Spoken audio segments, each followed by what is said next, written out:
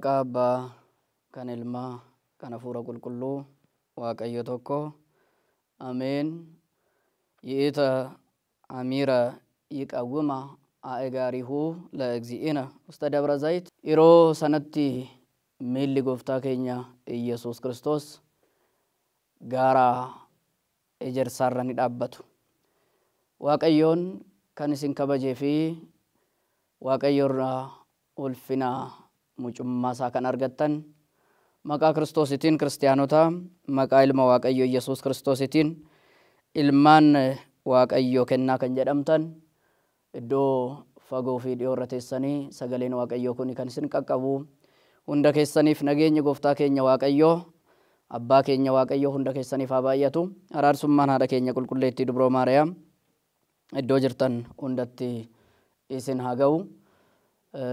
Akka hiyyamaa fi jaalala gooftaa keenya Waaqayyootitti guyyaa har'aa kana sagaleen Waaqayyoo ittiin waliin barannu, ittiin waliin dubbannu, raajichi Zakkaariyaas sagalee Waaqayyoo hafuura qulqulluutiin argee dubbate raajii inni hime irratti hundaa'uudhaan waa'ee dhufaatii gooftaa keenya Iyesuus Kiristoos kan waliin barannu ta'a.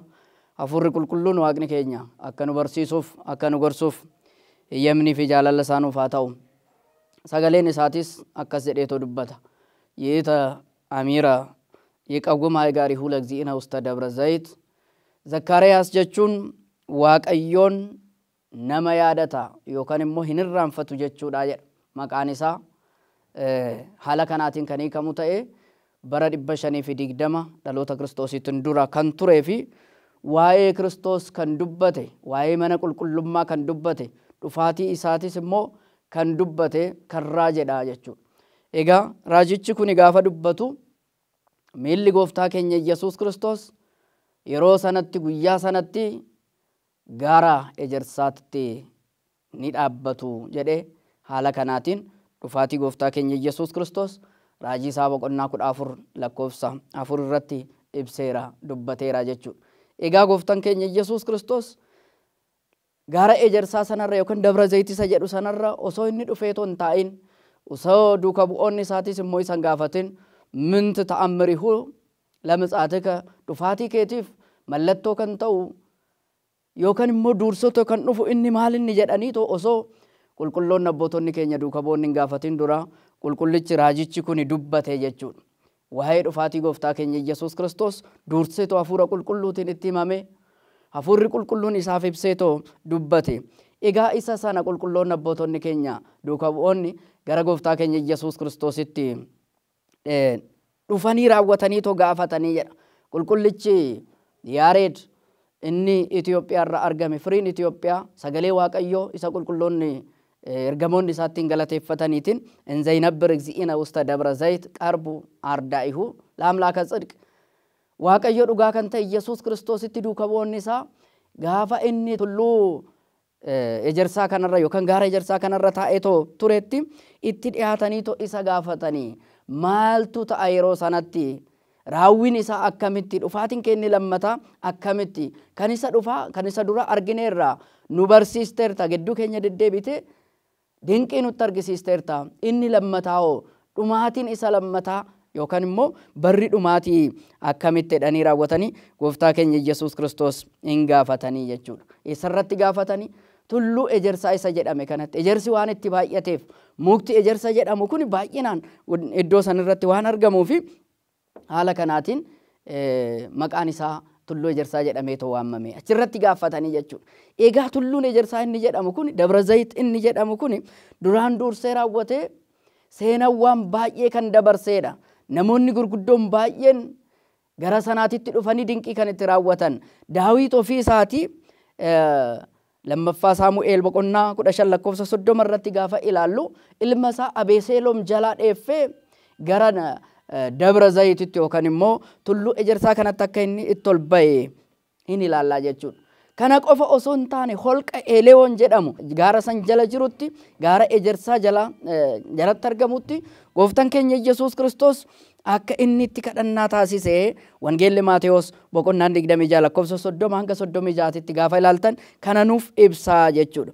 Kana qofaa miti gooftaan keenya Yesuus Kiristoos immoo gaafa ol ba'u duukaa bu'oota isaa eebbisaatii isaaniif aangoo lubummaa Paatriyaarikiidha yookaan abbummaadha hanga isa gadaanutti kennaati bakki inni ol ba'e isa kanaadha jechuudha. Gaara kana karaa kanneenitiin yaadachuu dandeenya. Gaafa gaara kanatti ol baane egaa duuka bu'oonni sun hin gaafatan. Gooftaa keenya Yesuus Kiristoos haala dhufaatii isa xumuraa addunyaan haala kamiitiin xumuramti. Dhufaatiin keessa dhumaa sun immoo kan akkamitti jedhanii raawwatanii Yesuus Kiristoos gaafatan. Gaafii anaaf isinii jechuudha. Aniif isin har'a akkam ta'inna laata dhufaatiin Kiristoos dhufaatiin waaqa keenyaa inni adda baasuudhaaf galabaa kan ta'ee fi firii isaatiin firiidhaan adda baasuudhaaf qamadii galabaa isaatiin adda baasuudhaaf akkamitti dhufa laata akkamitti ifa baha laata yeroo baay'ee kan gaafannu laphee keenya keessas kan deddeebi'u isa kanaadha jechuudha. Gooftaan keenya Yesuus Kiristoos mallattoo isaa wajjin itti hime waan isaan raawwachuu isaaniif ta'us itti hime jechuudha. Mallattoon isaa maal inni yoo jenne lakkoofsa wangeela Maatewos boqonnaa 24 lakkoofsa 4 hanga 5tti gaafa ilaallu gooftaan keenya Yesuus Kiristoos mallatticha itti hime. Namoonni baay'een isaanii uuquu beekadhaa isaaniin jedhe. Namni akkasiin hin dogoggorsiine Iyyaasuutu kimu akkasiin hin dogoggorsiisneef beekadhaa baay'een isaanii Kiristoos jedhanii hin dhufuu jedhe. Maqaa kootiitiin warri soban Kiristoos isa sobdoota kan ta'an maqaa kootiin hin dhufu akka isaan isin hin dogoggorsiisneef isaan eeggadhaa isaaniin jedheedha.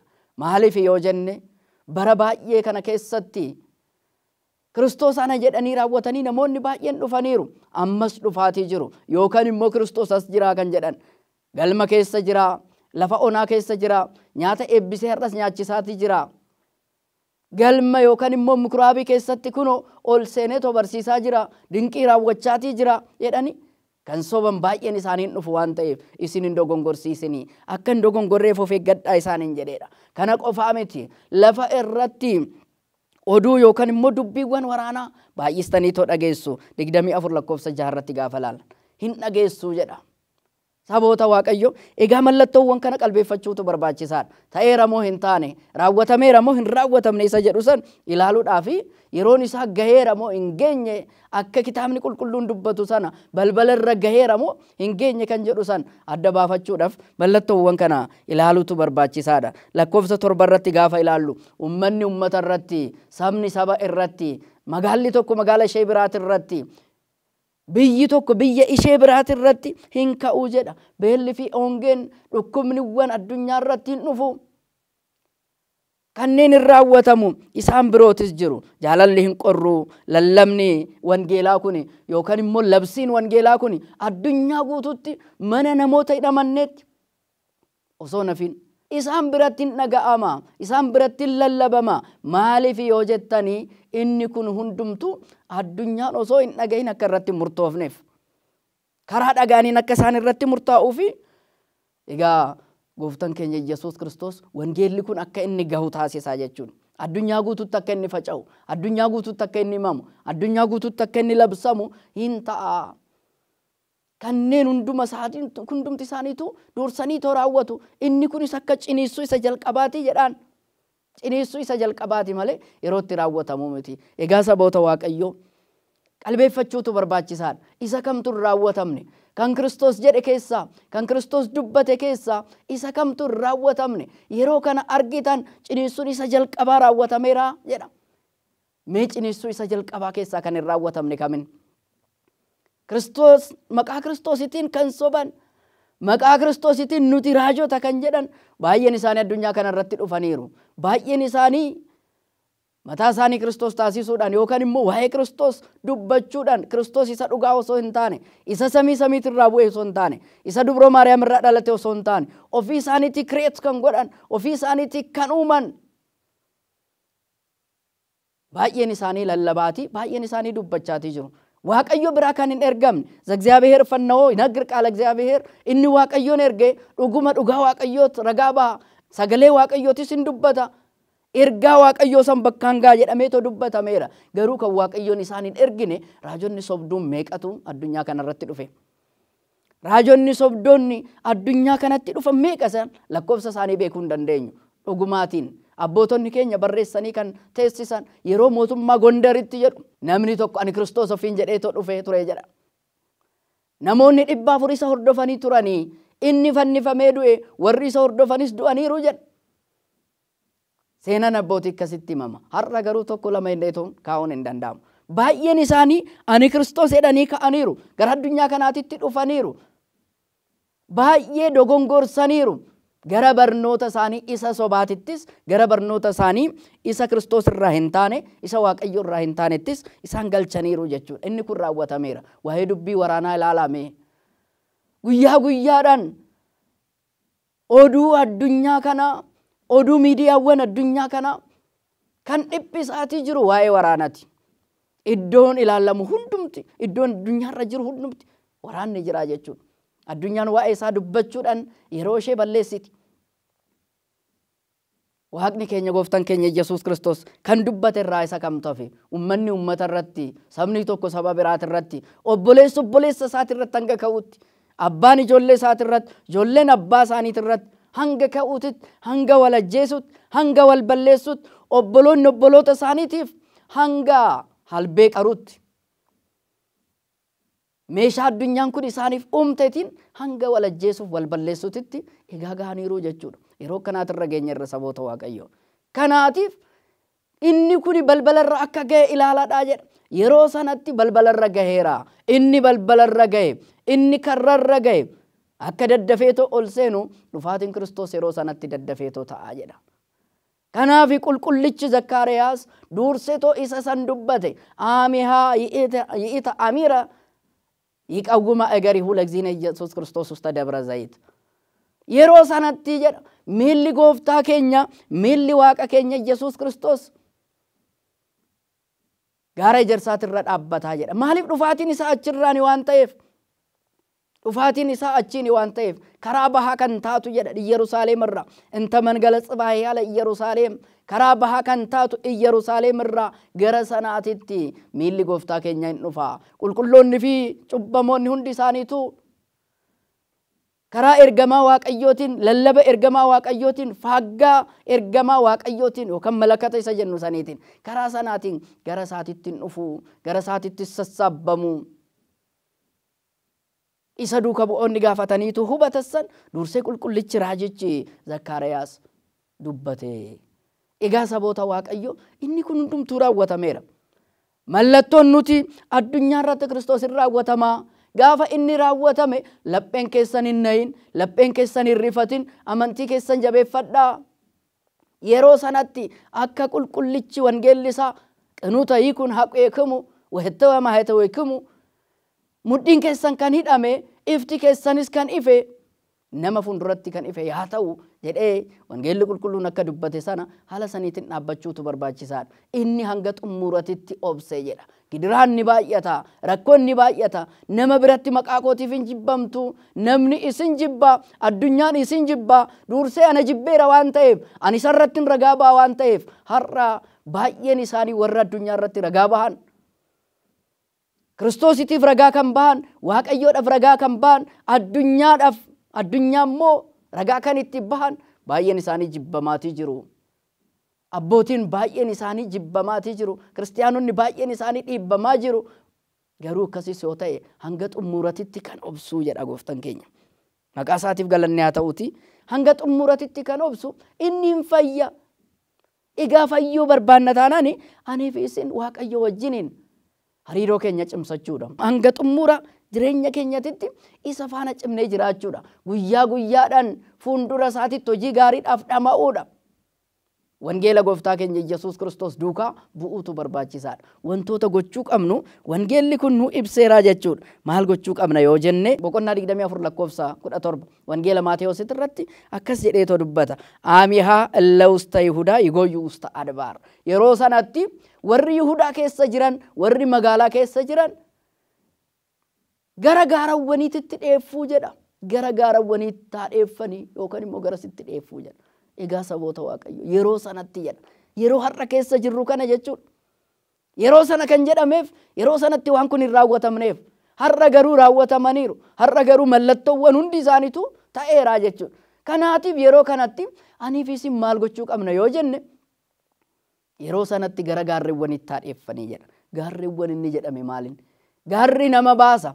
Hammeenya jalaa lolaan hoo dhufe sulula keessatti nama fudhata malee gaara irratti nama fudhatu. Badiin hundumtuu gaara keessatti osoo hin taane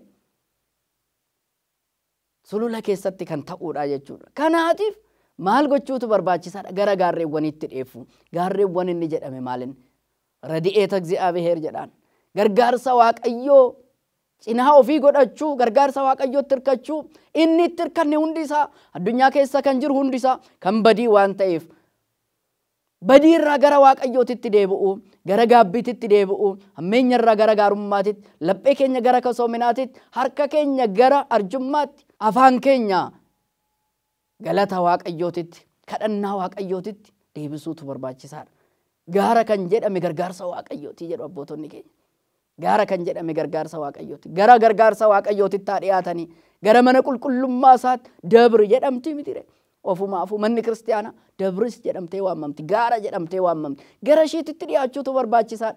Gara foonii fi dhiiga isaatti gara jireenya bara baraatitti dhiyaachuun akka nu barbaachisu gooftaan keenya Yesuus Kiristoos nu gorsaa jechuudha. Garuu eenyu keenya gara gargaarsa Waaqayyootti harka keenya kan kaasu gara gargaarsa Waaqayyootitti kan dhiyaachatii jiru eenyu keenya har'a addunyaatti hirkannee addunyaa waan nu baastu nutti fakkaanne dinqiiwwan adda addaa gaafa arginu raajiiwwan adda addaa addunyaa kanarratti gaafa raawwataman Waaqayyootti hirkachuu caalaa qoosutu nuuf qajeelaa jechuudha. Aniif isin qoosu addunyaan darbuu fi laataa jenna. Gaafa lafti rommitu, gaafa lafti sochootu, gaafa arginu dinqiiwwan keessaa isa tokkodha. Yeroo sanitti raawwatama jedhe gooftaan keenya Yesuus Kiristoos kan dubbate keessa beelliin dhufaa jedhe. Biyya hundatti beelliin dhufaa. Beela qofa osoo hin taane dhukkubni dhufaa. Sochooni lafaa hin jira. Laftiin kirkirtii jedha. Gaafa kana arginu ni qoosna jechuudha. Karaa adda addaatiin hojii Waaqayyooti irratti, dinqii Waaqayyooti irratti qoosna. Akka namoota yeroo Noohi jiranii, akka namoota yeroo Loox jiranii, isaanis osuma qoosanuu bara baay'ee qabna hoo, yeroo baay'ee qabna hoo, yeroo muraasatti bashannannee, yeroo muraasa immoo itti fayyina, gaabbii itti gallaa jechaati akka turanii sana. Aniif isinis har'a qoosatii jirra. Waan ta'utti qoosuudhaan ala gara Waaqayyootitti kan deebi'e gargaarsa Waaqayyoo egaa cinaasaa kan godhate, irkoosaa kan godhate eenyudha? Namni abshaalli gara Waaqayyootitti deebi'e. Yeroo kanatti isatu nu baasa waan ta'eef. Isarraan darbee ወዘይሃለው ውስተ ናይስ እይረድ ይንሳዛ ውስተ ቤቱ. Namni darbii irra jiru immoo jedha. Darbii irra kan jiru yoo jiraate, ol ka'eetoo kan jiru yoo jiraate, mana isa olaanurra fooqii isa jennuun san. Isarra kan jiru yoo jiraate gadi hin bu'ini, uffata kootiin fudhaa, waan na barbaachisuun lafaa barbaada jedhee gara lafaatitti gadi bu'uun hin barbaachisu. Darbii inni jedhame sun maal inni saboota Waaqayyoo? Darbii inni jedhame sadarkaa qulqullummaa jechuudha. Sadarkaa qulqullummaa isa olaanaarra kan jiru, tsooma fi kadhannaadhaan kan jiru, arjummaa laachuudhaan kan jiru, Waaqayyoo galateeffachuudhaan kan jiru, arraba isaa hamiirraa kan dhorke, laphee isaa jaalalaaf kan kenne, hammeenya fi jibbinsa irraa kan qabe, kan dhorke yoo jiraate inni gadi hin bu'inii jedha. Gadi hin bu'in, gara jibbaatti gadi hin bu'in, gara harka isaa dachaasutti, arjummaarraa harka isaa dachaasutti, harka qalleessa gargaaruurraa harka isaa dachaasutti, tsoomirraa gara tsoomuu dhabuutitti, kadhannaarraa gara hamiititti afaan isaa hin deebisin, gadi hin bu'inii jechuudha. Lilina ሃይማኖት፣ lilina ምግባር፣ olaantummaa amantii, olaantummaa hojii, olaantummaa waan gaarii raawwachuutirra gara gadiititti gadi hin bu'in, addunyaa keessatti hin deebi'inii jedha. Gadi kan jedhame addunyaadha. Addunyaatti sirbuudhaaf faarfannaa isaan dhiisin. Addunyaa irratti nyaachuudhaaf jedhee, dhuguudhaaf jedhee tsoomii isaan dhiisin. Addunyaa keessa taa'ee hamachuudhaaf, arrabsuudhaaf, abaaruudhaaf jedhee kadhannaa isaan dhiisin, galateeffannaa isaa hin dhiisin. Gadi hin bu'inii jedha. Meeqa keenyatu duubatti deebi'e saboota Waaqayyoo? Meeqa keenyatu gadi bu'e? Inni faarfatee Waaqayyoo gammachiisee seexana gammachiisuudhaaf sirbatti kan deebi'e meeqatu jira? inni qulqullummaadhaan jiraate duuqqeerrummaa isaa eeggatee Waaqayyo faana ture sagaagalummaadhaaf kan gadi bu'e meeqatu jira. Waaqayyo gaddisiisuudhaaf seexana gammachiisuudhaaf kan gadi bu'e meeqatu jira. Inni harka isaa qulqulluu taasisee arjummaa raawwachaatii Waaqayyoodhaaf aarsaa dhiyeessatii ture. Harka isaa dhiigaan xureessuudhaaf ajjechaadhaaf kan gadi bu'e. Obboleessa isaati irratti hamaa raawwachuudhaaf kan gadi bu'e meeqatu jira saboota Waaqayyo. Egaa yeroon kun kana nu ibsaa jechuun kana nutti hima Kiristoos Waaqni keenya ol malee gadi hin bu'inaayi. Ol malee gadi hin bu'ina. Tarii Waaqayyoon rakkina qabaateetii miti. Tarii Waaqayyoon dhiphateetii miti. Namni kam cubbuu yoo hojjete, namni kam qulqulluu yoo ta'e Waaqayyoon dhiphateetii miti. Waa'ee baay'achuu qulqullootaatiif kan gammaduu miti. Waa'ee baay'achuu cubbamootaatiifis kan gadduu miti. Garuu amalummaa isaatiin qulqulluu waan ta'eef namni akka qulqulluu isaaf ta'u barbaada. Ani akkan qulqulluu ta'e jedha. Waaqni keessan akkan qulqulluu ta'e isinis qulqulloota naaf ta'a. Amalummaa isaatiin qulqulluu waan ta'eef gooftaan keenya Waaqayyo. Namni hunduu qulqulluu akka isaaf ta'u barbaada. Maaliif? Dhufaatiin isaa ariifataa waan ta'eef. Dhufaatiin isaa daddafee kan ta'u waan ta'eef. Kanaaf qulqullichi Yohaannis mul'ata isaati irratti gaafa balleessu gaafa nu ibsu akkas jedhe. وصادق لا يصدق ونصوحني لا ينصع ونهو مصفتنا وستيني وسيتيني مسلي وأوتو كما افديو للا أهادو ويكون ننو بكما مقبارو إني كل تأس كل ما ساتين التافوف وجد إني كل تأي كل ما ساتين إني رجوع ما تأي رجوع ما ساتين التافوف أني ددفيت النفا كان انترومتي عرفت النفا كان فانجسناتي إني كل ما سايقت inni qajeelanis qajeelummaa isaa eeggatee to'aa turu. Kanaaf immoo gatiin koo na wajjin jira jedha. Gatii koo akkan isaaf kennuutiif, gatii koo akkan isaaf kanfaluutiif na wajjin jira.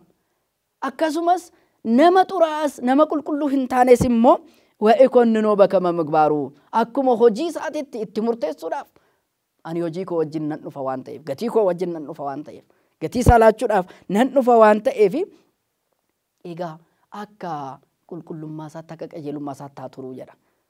Egaa qajeelummaadhaan turuutu barbaachisaadha. Qulqullummaadhaan turuutu barbaachisaadha. Waaqayyoon hin dhufa waan ta'eef akka qulqullichi Daawit dubbatu san faarfannaa isaati irratti እግዚአብሔር ሰጋሃደ ይመጽእ ወአምላክነ ኢያረምም እሳቲን ነድድ ቅድሜሁ waaqayyoon kunooti hin dhufa jedha. Waaqayyoon gaafa dhufe sin callisu waaqni keenya hin callisu. Abiddi fuuldura isaatiitti ni boba'a jedha. Abiddi fuuldura isaatiitti boba'a jedhame sun maaliin? Firdii isaati, murtoo isaati, warra murtoo dhabaniif murtoo dhugaa kan kennu waan ta'eef Waaqayyoon warra bo'anirraa imimmaan isaanii haquudhaaf hin dhufa waan ta'eef. Warra bo'anirraa imimmaan haquudhaaf, warra addunyaa kanarratti gammadan, gammachuu sobaa kan gammadan, gammachuu yeroo kan gammadan, boo'icha bara bara akka isaan bo'aniif Waaqayyoon hin dhufa waan ta'eef. Warra lafa kanarratti darbataman kaasuudhaaf, warra lafa kanarratti tuffataman kabajuudhaaf, warra beela'an quubsuudhaaf, warra gammachuu dhabanii gaddaan jiraatan addunyaa kanarratti waan fedhan dhabanii Waaqayyoodhaaf jecha kan beela'aniif akka isaan quubsuuf, Waaqayyoodhaaf jecha kan gaddan akka gammachiisuuf, Waaqayyoodhaaf jecha biyya isaanirraa kan godaanan akka biyya isee qulqulleetti ija namaatiin hin ilaalamne, gurra namaatiin hin dhaga'amne, laphee namaatiin hin yaadamne, sammuu namaatti hin yaadamne akka isaaniif kennuuf warra murtoo dhabanii rakkataniif murtoon dhugaa eessa jira jedhanii addunyaa kanarratti murtoo dhugaa fedhaa barbaacha warra nooraniif warra jiraataniif gooftaan keenya Waaqayyoon kanaaf ifa ba'a. Kanaaf gara addunyaa kanaatitti hin dhufa. Yeroo sana miilli isaa Yerusaalem irra hin dhaabbata. Dabra Zayit tulluu ejersaatirra yeroo sanatti miilli isaa hin dhaabbata. Nama hundumatti hin mul'ata jedha. Ijji hundumtu isa ilaala. Warri isa fannisanis harka isaa isa mismaara rukutan, miila isaa mismaara rukutan, laphee isaa mismaara waraanan, isa eeboodhaan waraanan cinaacha isaa isa ilaalati. Bakka tasbiit jedhaan foon isaatiin akka ol ba'e sanitti hin dhufa. Ergamoonni Waaqayyoo akka dubbatan sana kunooti hin dhufa jedhanii zu'uutu Iyyasuus argamaa beekamu usta samaay wakamaahu kaayibee himas bakka mari'ikamu yaa'arrik samaay hojii duuka bu'ootaa boqonnaa tokko irratti akka dubbatan sana ergamoonni. inni Yesuus Kiristoos isin bira ol ba'u kuni akka ol ba'uu isaa argitan akkasumatti deebi'ee too hin dhufa isin yaa namoota Galiilaa isaaniin jedhanii uffata adiiwwan uffatanii ergamoonni Waaqayyoo lama duuka bu'ootatti mul'atanii raawwatanii kanatti maniiru. Kanaatiif Yesuus Kiristoos gara keenyatti hin dhufa. Yaa saboota Waaqayyoo garuu wanti guddaan gaafa Yesuus Kiristoos gaara Ejersaatirra dhufee miilli isaa gaafa dhaabbatu gaafa lafatti iddoo lamatti hiruu jedha kaabaa fi kibbatti gaafa ishee hiru lafattiin hiramuun jechuun sabni addunyaa kanaa lamatti hirama. Isaan kun mirga isaatiin dhaabbatu isaan kun bitaa isaatiin dhaabbatu warra bitaa dhaabbataniif jecha isaan qeequutiin gooftaan keenya Waaqayyoon itti dubbata. Warra karaa mirgaa dhaabbataniitiin jecha eebba qabuutiin itti dubbata. Mirga isaatiin kan dhaabbataniif nu'u burukaanuu la'aawee ትረሱ መንግስተ ሰማያት ዘድልው ለክሙም ቅድመ ይትፈጠር ዓለም አዱኛን ኦሶሂን ኡመምን ከኒስኒፍ ቆጳዬ ገለኒ በሁን ከንትንጅሬ አርገተኒ ዳቡን ከንትንጅሬ ዳብሱፊ ቤሊ ከንትንጅሬ ቁላታኡን ከንትንጅሬ ረክኒ ፍጊዲራን ከንትንጅሬ ሙርቶን ደባ ከንትንጅሬ መነን ዳቤዳኒ ረከቹን ከንትንጅሬ ኛን ያራ ኮቲ ማልን ጀዳኒ ከንትን ዲበኔ iddoo akkasiin isiniif kennaati lafarra gaafa jirtan eebbifamtaniirtoo waanan isin abboome raawwattaniirtoo beelofnaan na nyaachistaniirtoo dhoobannaan na obaastanii dhabsuu koorraa na baastaniirtoo na qabbaneessitaniirtoo jedhee raawwatee Waaqayyoon isaan galateeffata jedha. Mirga isaatiin kan dhaabbatan san Waaqayyoon hin galateeffata. Karaa bitaa isaatiin kan dhaabbatan immoo isaan qeeqaa isaanitti hoori'aa isaanin lolaa isin eebbifamtoota osoo hin taane abaaramtoota kan taatan seexanaa fi raayyaawwan isaatiif kan qophaa'e ibidda bara baraatti adeemaa narraa adeemaa isaaniin jedha. Huuruu antum murgumaan isin kan abaaramtan isaaniin jedha. Waaqayyoon jecha akkanaa jala nu habaasu hunda keenya. Jecha eebbasaa jecha galatasaa gooftaa keenya Waaqayyo irraa akka nu dhageessisu eeyyamni isaa jaalalli isaa nuuf haa ta'u. Egaa saboota Waaqayyoo anii fi isin hireen keenya eessa ta'a laata? Hireen keenya eessa ta'a? Amma lafarratti filachuun hin danda'ama. Amma filachuun hin danda'ama. Yeroo sanitti filachuun hin danda'amu. Amma gaabbii galuudhaan deebi'uun hin danda'ama. Amma hojii Waaqayyoo raawwachuudhaan, hojii seexanaa diduudhaan, sagalee isaa diduudhaan gara Waaqayyootitti deebi'uun hin danda'ama. Amma filachuun hin danda'ama. Tarii namni addunyaa kanarratti beela'ee namni addunyaa kanarratti dhoowwatee namni addunyaa kanarratti mana dhabee rakkatee namni addunyaa kanarratti uffata dhabee qullaa ta'ee namni addunyaa kanarratti namaan tuffatame namni addunyaa kanarratti murtoo dhugaa dhabee Waaqayyo fuulduratti san dhabuu barbaadu jira natti fakkaatu. Kanaatiif har'a filachuutu barbaachisaadha. Yeroon isaa gaheera waan ta'eef kunootii inni balbalarra gaheeraa jedha. Inni balbalarra ejjeteera. Balbala hin rukutaa gaafa nuti bannuufis gara keessatti seena. Kanaatiif dhufaatii gooftaa keenya Yesuus Kiristoosiitiif of qopheessuutu barbaachisaadha. Of qopheessaa jedha. Dilwaanikum hallu isma bagize itaazabkum imatsa waldagwaalamayaw. Ilmi Waaqayyo Yesuus Kiristoos yeroo isin hin yaannetti yeroo isin hin qalbeeffannetti gara keessan dhufa waan ta'eef of eeggadhaatii jiraadhaa jedha. Yookaan qophaa'atii jiraadhaa. Kanaaf saboota Waaqayyo qophoofnee jiraachuutu barbaachisaadha.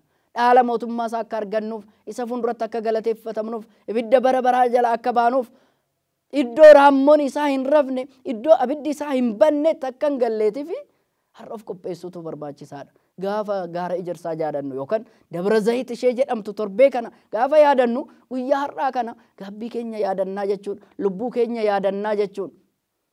Waaqayyoodhaan akka addan baaneef isa faana akka jiraannuuf of sirreessina. Gara gaariitti of deebisna. Hammeenya irraa fagaanna. Obboloota keenya jaalachuutti fuula keenya deebisna.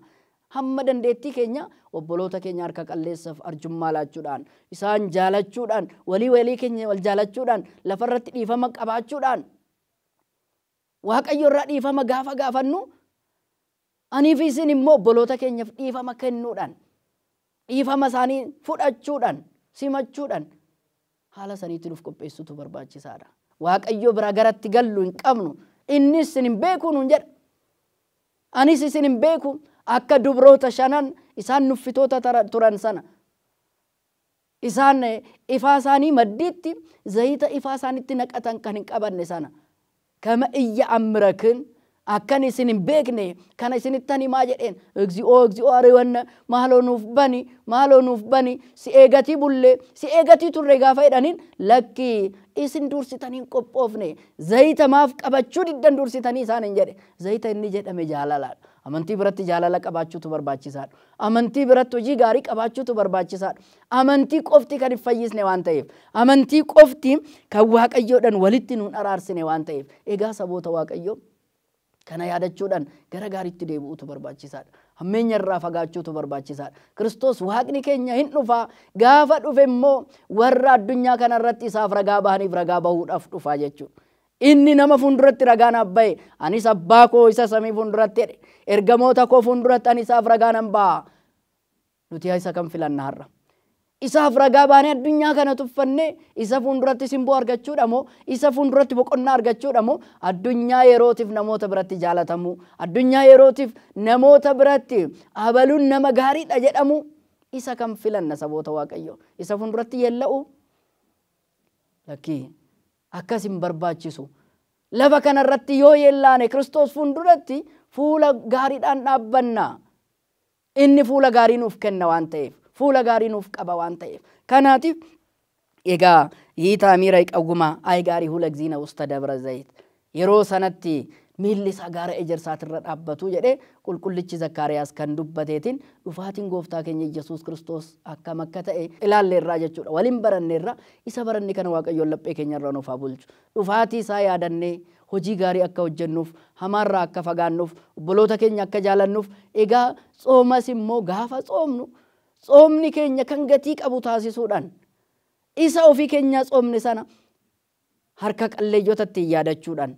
harka qalleeyyota ittiin daawwachuudhaan warra hidhaman ittiin daawwachuudhaan warra immoo dhukkubsatan ittiin gargaaruudhaan warra humna dhabanii rakkatan ittiin gargaaruudhaan dhufaatii gooftaa keenya Yesuus Kiristoos yaadanne gaarummaadhaan akka turruuf isaanis immoo cimnee akka dhaabbannuuf yeroo tokko qofaa fi miti egaa xooma keessa qofaa miti hojiin gaariin itti fufa waan ta'eef yeroo hundumaa kan dhaabbatu miti maaliif gooftaan keenya waaqayyoon hanga xumuratitti kan obsu jedhe hanga xumuratitti hojii kan hojjetu hojii gaariidhaan kan dhaabbatu inni kan galateeffatameedha innis mootummaa waaqayyootiif kan ga'u isa kan fayyu isa jedheera waan ta'eef egaa aniif isinis fayyuudhaaf hojiiwwan kana raawwachuun dirqama nurraa ta'a egaa hojii isaa akka raawwannuuf amantii keenya jabeessine akka qabannuuf raajota sobaatirraa akka of eegnuuf amantii keenya ishee qulqulleetti adda baafanne sagalee Kiristoositiin akka jiraannuuf eeyyamnii fi jaalalli gooftaa keenya waaqayyoo hunda keenyaaf haa ta'u araarsummaan haadha keenya qulqulleetti dubroo Maariyaam akkasumas gargaarsa ergamoota waaqayyoo kadhannaan qulqulloota abboota keenya hunda keenyarraa bulee haa jiraatu waaqayyoodhaaf galanni haa ta'u haadha isaa dubree Maariyaamiif galanni haa ta'u fannoo isaa qulqulluuf galanni haa ta'u